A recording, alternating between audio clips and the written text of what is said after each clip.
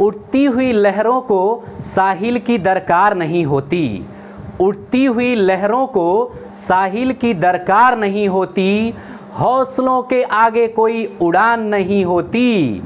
जलती हुई एक चिराग ने आंधियों से कहा, हिम्मत है तो बुझा के दिखा, जलने के लिए मुझे कोनों की दरकार नहीं होती। हेलो दोस्तों और प्यारे बच्चों, स्वागत है आप सबका आपके अपने YouTube चैनल ARS सक्सेस मंत्रा पर। सभी लोगों को नमस्कार और बताएं कैसे हैं आप सब। चलिए, बहुत लोगों का कमेंट आ रहा है, सर बिल्कुल एकदम मस्त हैं। बहुत अच्छी बात है, बिल्कुल आप ऐसे ही स्वस्थ और मस्त रहें। आप सबका बहुत बहुत धन्यवाद और बहुत बहुत आभार कि आप सबके सहयोग से हमारा जो ये YouTube परिवार है वह 1K प्लस यानी कि 1000 से भी ज़्यादा सदस्यों वाला परिवार बन गया है। तो चलिए बच्चों, आप सबका बहुत बहुत आभार और मुझे पूर्ण विश्वास है कि आप आगे और भी दमदारी से हमारा सपोर्ट करते रहेंगे।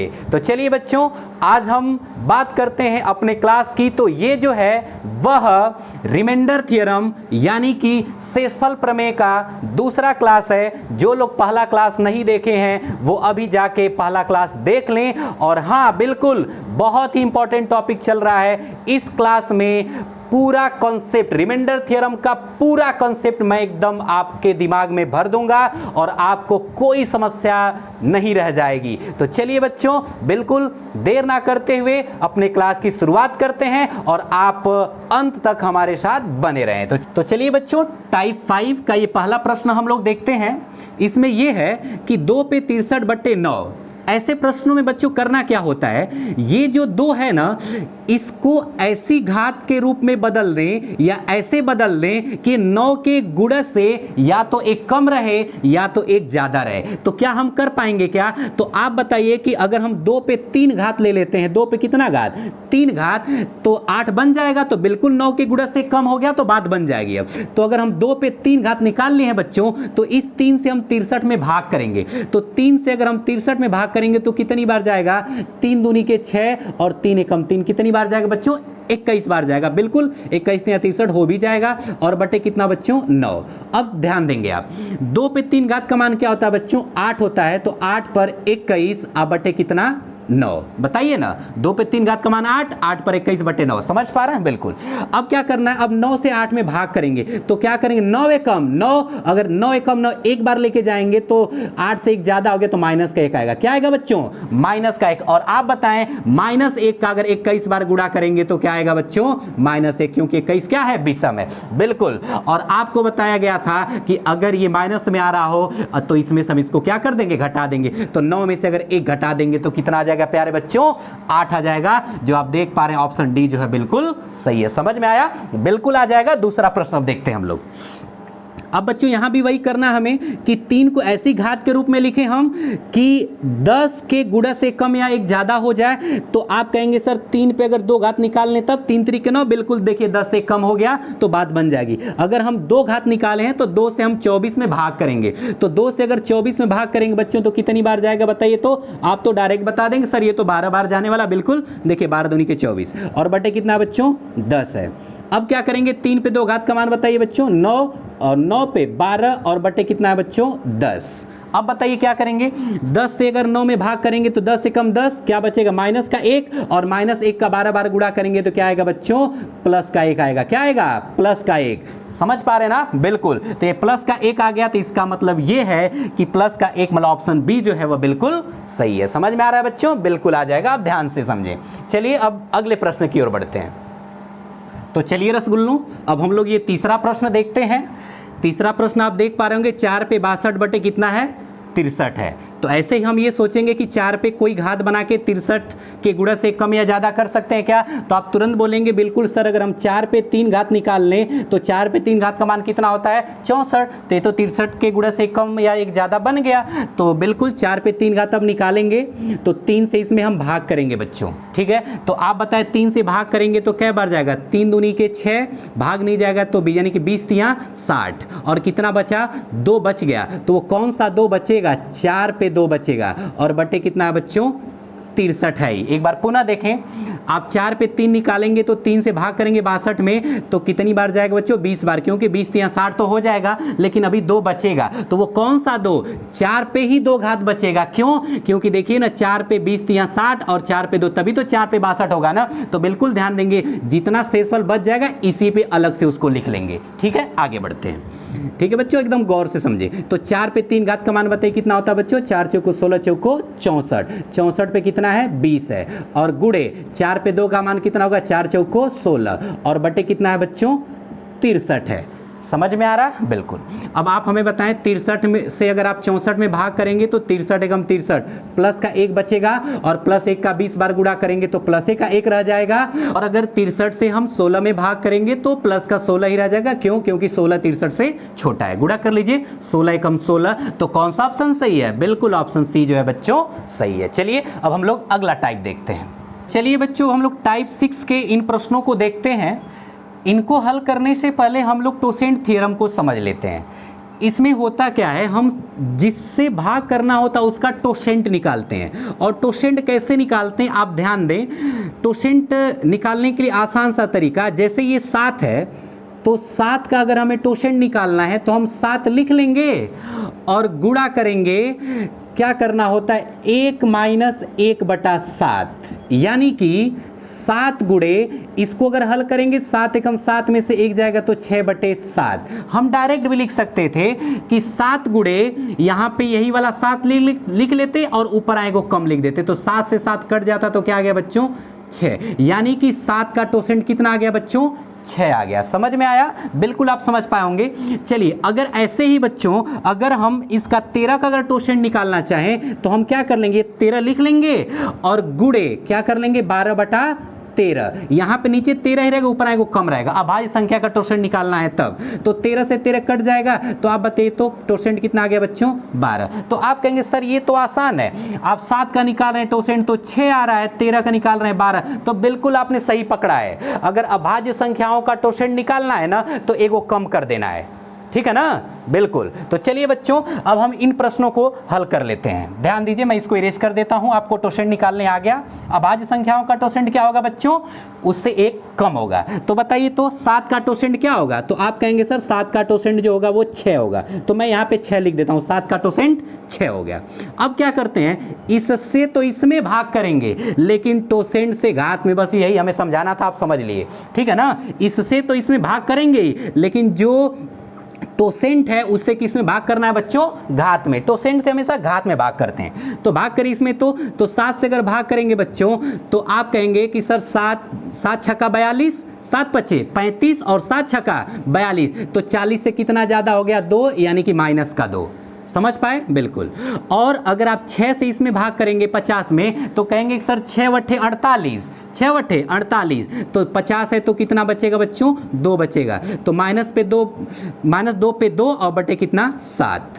ठीक है? तो माइनस 2 पे 2, तो माइनस 2 पे 2 का मान कितना हो जाएगा बच्चों? प्लस का 4। तो प्लस का 4/7, यानी कि आपका 4 इस प्रश्न का बिल्कुल सही उत्तर हो जाएगा और ऑप्शन ए जो है वो बिल्कुल सही है। समझ में आया? बिल्कुल समझ में आया। अब तो इसको आप तुरंत लगा लेंगे। क्या करना बताइए तो 13 का टोसेंट क्या होगा बच्चों? 12 होगा। पहले 13 से इसमें भाग कर लेते हैं। ठीक है? तो 13 छक्का 78, तो कितना हुआ बच्चों? 3 बच गया। तो ये क्या होगा? प्लस का 3, यानी कि 3 हो गया। और टोसेंट 12 है तो 12 से हम इसमें भाग कर लेंगे। ठीक है? तो 12 छक्का 72, 12 छक्का 72, तो कितना बचा बच्चों? 3 बचा और बटे कितना 13। ठीक है? बिल्कुल। तो 3 पे 3 घात का मान बताइए। 3 त्रिके 9 त्रिके 27, आप जानते भी हैं 3 पे 3 का मान 27 और बटे कितना 13। तो 13 से भाग करिए तो 13 दूनी के 26, तो कितना बच गया शेषफल बच्चों 1। और आप देख पा रहे होंगे ऑप्शन बी जो है वो बिल्कुल सही है। समझ पाए? चलिए बहुत अच्छी बात है। अब हम लोग देखते हैं बच्चों कि उन संख्याओं का टोसेंट निकालना जो अभाज्य नहीं है। चलिए अब हम लोग ये तीसरा प्रश्न देखते हैं। टोसेंट थ्योरम का ये भी प्रश्न है। अब बच्चों यहाँ पे देख पा रहे हैं कि जो भाजक यानी जिससे भाग करना है वो अभाज्य नहीं है बल्कि भाज्य है, तो इसका टोसेंट आप एक कम करके नहीं कर पाएंगे। इसका टोसेंट कैसे निकालेंगे, गौर फरमाएंगे। अगर जैसे हमें 20 का टोसेंट निकालना है तो सबसे पहले इसको अभाज्य संख्याओं के रूप में लिख लीजिए। तो अभाज्य संख्या के रूप में लिखेंगे तो आप कहेंगे सर 2 पे 2 घात होगा और गुणे 5 हो जाएगा, 2 दूनी के 4 पचे 20। बिल्कुल आपने सही समझा। अब इसका टोसेंट निकालना तो पहले 20 लिख लीजिए, टोसेंट निकालना 20 आप लिख लिए और गुणे करना है, कितना करना है बच्चों, घात को छोड़ दीजिए। 2 है तो 2 के लिए क्या लिखेंगे, मैंने क्या बताया था, नीचे 2 ऊपर 1 कम तो 1/2। 5 है तो नीचे 5 ऊपर 1 कम 4/5। अब क्या करेंगे, 5 दूनी के 10 मतलब 1 0 खत्म, तो गुणा कर लीजिए कि 4 दूनी के कितना आ जाएगा बच्चों, 8 आ जाएगा। समझ में आया क्या, बिल्कुल आप समझ पाए होंगे। एक और संख्या का टोसेंट चलिए हम यहाँ निकाल के दिखा दे रहे हैं। जैसे अगर मान लीजिए 48 का निकालना है, किसका निकालना है, 48 का, ठीक है। तब बच्चों आप कहेंगे कि सर इसको हम 2 पे 4 घात करेंगे, क्यों, 2 दूनी के 4 दूनी 8 16 और 16 3 48 गुणे 3 करेंगे। देखिए अभाज्य संख्या ये तो है ना दोनों, ठीक है। अब क्या करेंगे, 48 लिख लेंगे और गुणा करेंगे, घात को छोड़ दीजिए।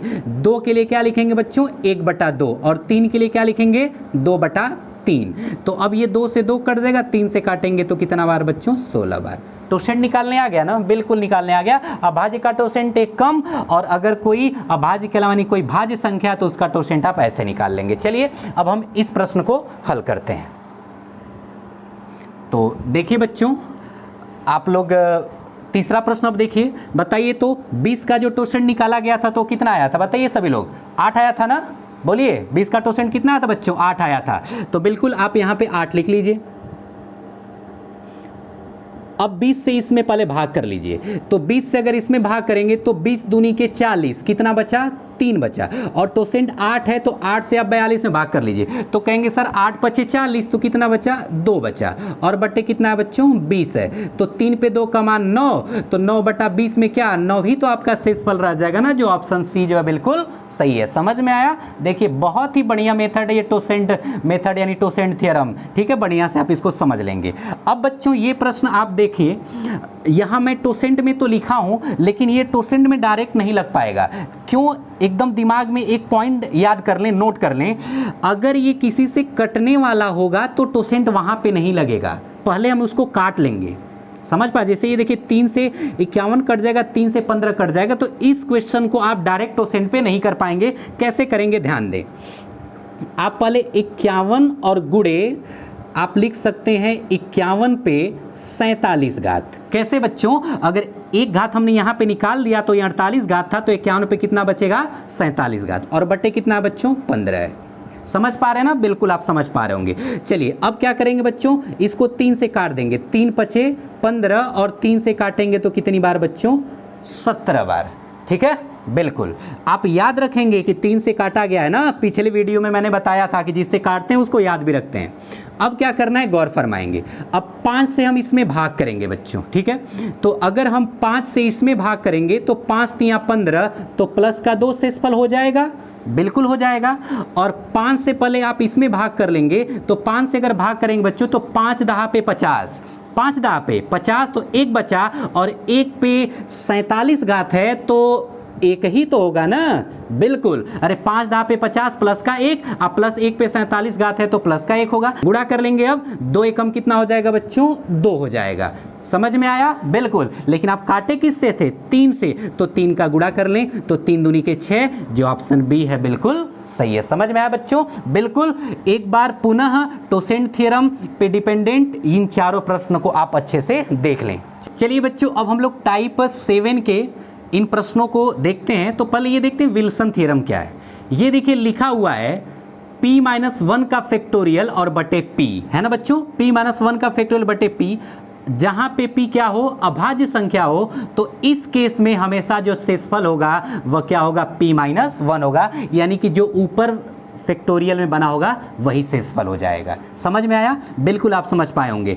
चलिए जैसे इस प्रश्न को देखते हैं, देखिए नीचे अभाज्य है, बिल्कुल नीचे वाला अभाज्य होना चाहिए, और ऊपर जो फैक्टोरियल में होना चाहिए इससे कम होना चाहिए, तो इस केस में शेषफल क्या होगा, बस यही वाला, यानी कि 4, तो ऑप्शन डी जो है वह बिल्कुल सही है। समझ पाए, बिल्कुल आप समझ पाए होंगे। यहां भी देखिए 13 अभाज्य है और ऊपर फैक्टोरियल में इसे कम है तो यही वाला जो होगा वो शेषफल हो जाएगा। तो इसका उत्तर कौन हो जाएगा? ऑप्शन सी 12 बिल्कुल सही हो जाएगा। समझ में आया बच्चों? तो बहुत ही आसान था विल्सन थ्योरम, आप समझ लिए होंगे। चलिए बच्चों हम लोग टाइप 8 को देखते हैं। देखिए प्रश्न इतने बढ़िया प्रश्न हैं, इनको हम हल करने के लिए साइक्लिसिटी या पैटर्न थ्योरम सबसे पहले समझेंगे ये क्या है। तो चलिए हम इनको देखते हैं ये क्या है। इस प्रश्न को साथ में हल भी हम करेंगे। करना क्या होता है इसमें बच्चों, ध्यान दें। सबसे पहले आपको पता ही है कि 7 से हम 32 में भाग करेंगे तो 7 चौको 28, कितना बचेगा? 4 बचेगा। और एक चीज ध्यान देंगे, ये जो उस पे घात है ना, यानी घात पे घात, इस पूरे को आप n मान लीजिए। क्या मान लीजिए बच्चों? n मान लीजिए। और बटे कितना रख दीजिए? 7 तो पहले से ही है। बिल्कुल बड़े गौर से समझेंगे आप। अब देखिए बच्चों यहाँ पे क्या करना है, एक बार आप 4 पर एक घात में आप 7 से भाग करें तो आप बताएं शेषफल क्या आएगा? आप कहेंगे सर 4 आएगा शेषफल। बिल्कुल सही आपने बताया। 4 पे 2 घात में आप 7 से भाग करें तो 4 पे 2 घात का मान 16 और 7 दूनी के 14, तो कितना बचेगा बच्चों? 2 शेषफल बचेगा। फिर आप 4 पर 3 घात में 7 से भाग कर लें तो ये होगा कितना बच्चों? 64। आज 64 में 7 से अगर भाग करेंगे तो 7 9 63, शेषफल कितना बच जाएगा? 1। और जैसे ही शेषफल 1 आ गया तुरंत आप रुक जाएं। ठीक है, कितनी बार में आ रहा है? 1 2 3 बार में जो है वो शेषफल 1 आ गया। इसका मतलब ये है ना कि 3 की साइक्लिसिटी बनेगी। कितने की बच्चों? 3 की जो है वह क्या बनेगी? साइक्लिसिटी बनेगी। इसका मतलब कि घात जो है उसमें हम 3 से भाग करेंगे और ये चेक करेंगे कि अब जो है वह शेषफल कितना बच रहा है और वही घात लगा के उत्तर ज्ञात कर लेंगे। जानते हैं बच्चों साइक्लिसिटी का मतलब हुआ कि 3 से अगर भाग करेंगे तो उसके बाद जो बचेगा ना वही हमारा शेषफल कहलाएगा। चलिए थोड़ा इधर ध्यान दीजिए, करना क्या है आप गौर से समझें। जो ये 32 पे 32 यानी n में हमें 3 से भाग करना है तो 32 पे 32 में हम 3 से भाग करेंगे। ठीक है, ध्यान देंगे आप। 32 पे 32 में किससे भाग करेंगे बच्चों? 3 से भाग करेंगे। ध्यान से समझे। तो अगर भाग करेंगे तो 3 से अगर इसमें भाग करेंगे बच्चों तो 11 बार में 11 3 33, बताइएगा 11 बार में 11 3 33, तो क्या बचेगा? माइनस का 1। अब माइनस 1 का 32 बार गुणा करेंगे, ये सम है तो क्या हो जाएगा? प्लस का 1। यही जो है बच्चों n मिल गया। क्या मिल गया? n मिल गया। अगर ये काम आप कर रहे हैं तो ये समझ लीजिए कि n का मान ये मिल गया है। तो n की जगह पे आप क्या रख दीजिए बच्चों? 1 रख दीजिए। तो आप अगर करेंगे बच्चों तो 4 पर 1 घात, क्या करेंगे? 4 पर 1 घात यानी कि 4 आपका उत्तर हो जाएगा। समझ में आया? बिल्कुल। तो ऑप्शन ए जो है वह बिल्कुल सही है। ठीक है, आप एक बार पुनः देख लें बच्चों, समझ में आ जाएगा। दूसरे प्रश्न को देखते हैं, जो भी डाउट होगा एकदम क्लियर हो जाएगा। क्या मैंने बताया बच्चों कि पहले आप इससे इसमें भाग कर लीजिए। 9 से भाग करेंगे 13 में तो 9 एकम 9 कितना बचेगा? 4 बचेगा। अब क्या करना, ये जो घात है उसको n मान लीजिए। क्या मान लीजिए बच्चों? n। अब बटे क्या रखिए? 9। अब क्या करना है बच्चों कि एक बार आप 4 पर 1 घात रखें और 9 से भाग करें तो 4 पर 1 घात 4, 4 में 9 से भाग करेंगे 4 ही शेषफल होगा। 4 पे 2 घात रखें, 9 से भाग करें तो 4 पे 2 घात का मान 4 चौको 16 और 16 में अगर आप 9 से भाग करेंगे तो 9 एकम 9 कितना बचेगा बच्चों? 7 बचेगा। ऐसे ही बच्चों अगर आप 4 पे अगर 3 घात लेंगे और किससे भाग करेंगे? अगर 9 से भाग करेंगे तो 4 पे 3 घात का मान 4 चौको 16 चौको 64 और 9 से भाग करेंगे 9 सते 63। देखिए यहाँ भी 1 आ गया। कितनी बार में? 1 2 3, 3 बार में। जरूरी नहीं है कि 3 ही बार में आएगा, इससे ज़्यादा भी हो सकता है, कम भी हो सकता है। हालांकि यहाँ पे 3 बार में आ गया। तो मैंने क्या बताया बच्चों, जो n है यानी कि ये जो 22 पे 42 है उसमें हमें किससे भाग करना है बच्चों? 1 2 3 है, साइक्लिसिटी 3 की बन रही तो 3 से भाग कर दीजिए। तो चलिए बच्चों भाग करिए। तो 22 पर कितना घात है? 42 घात और बटे कितना बच्चों? कितना करेंगे? साइक्लिसिटी 3 की तो 3 से भाग करेंगे, यही n आपका मिल जाएगा। ये समझ लीजिए कि यही आपका n है। तो 3 से भाग करेंगे तो 3 सत्ते कितना होगा प्यारे बच्चों? 21 होगा। तो 1 बचा और 1 पे अगर 42 घात है तो आप बताइए कि 1 पे 1 का 42 बार गुणा करेंगे तो 1 ही रह जाएगा। तो एकदम आसान हो गया। आप क्या करेंगे? 4 पर कितना घात रख लेंगे? 1 घात। तो 4 पर 1 घात बटे 9 यानी कि शेषफल क्या हो जाएगा? 4। तो इसका भी शेषफल क्या हो गया बच्चों? 4 हो गया। यानी ऑप्शन सी जो है वो बिल्कुल सही है। ठीक है, आप एक बार पुनः टाइप 8 को देख लें, बिल्कुल समझ में आ गया होगा। अब बच्चों हम लोग अगले वीडियो में मिलेंगे, तो ये पहली वीडियो जो दूसरी वीडियो है, यानी कि सभी जो ये 8 कॉन्सेप्ट हमने समझा है, इनसे बनने वाले जो शानदार प्रश्न होंगे उनका संग्रह लेकर आएंगे। ठीक है, तो चलिए आज का ये क्लास बहुत ही इंपॉर्टेंट था। आपको अगर पसंद आया हो तो वीडियो को लाइक, शेयर और कमेंट करें। और हाँ, जो लोग अभी भी चैनल को सब्सक्राइब नहीं किए हैं वो सब्सक्राइब जरूर कर लें और शेयर तो बिल्कुल करते रहें आप लोग। चलिए, बहुत बहुत धन्यवाद आपका हमारे साथ लास्ट तक बने रहने के लिए।